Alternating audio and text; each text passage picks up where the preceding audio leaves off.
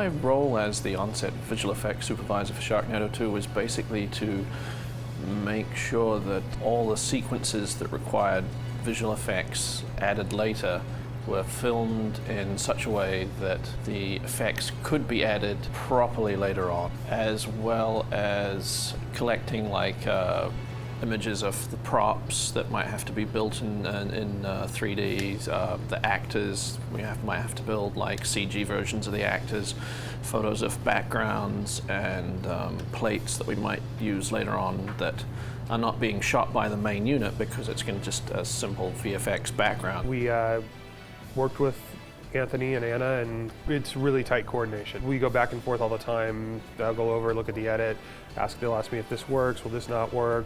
If there's something they really specifically want, even though I say it won't work, we'll try and figure out a compromise on how to get what they want and also be able to get it done properly.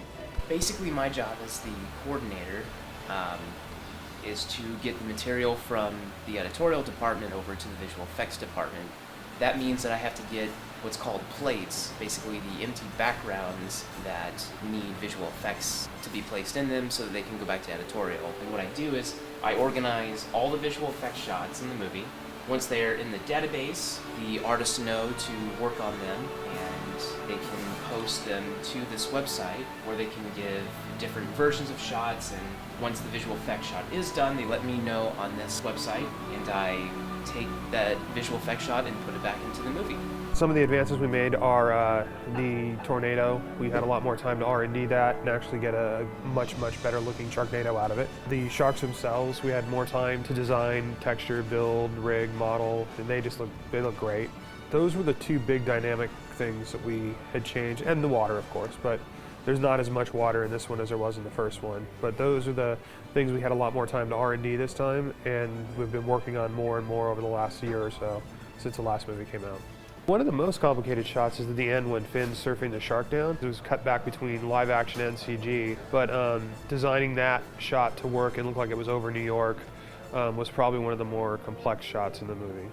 We had to create a digital double or an avatar for Ein, for him to be flying through the air for that long. The shark had to be really well modeled because we were really close to it this time. And doing all the animation and having him land on the shark and grabbing the chain and wrapping it around so he can kind of like surf or bull ride it down. The city environment, we had a 3D Empire State Building, and then everything else was multiple matte paintings layered back on top of each other to create kind of a 2D/3D environment. So that's probably some of the most complex stuff in there. If you've seen the first one, you know it's very visual effects heavy. We're putting sharks in a tornado. That alone is going to take a lot of time. The elements of this one are so exponentially bigger, and they had about a month turnaround time. I know Emil probably did not sleep at all during this whole entire production. There was a lot of Red Bull going back and forth between he and Sasha.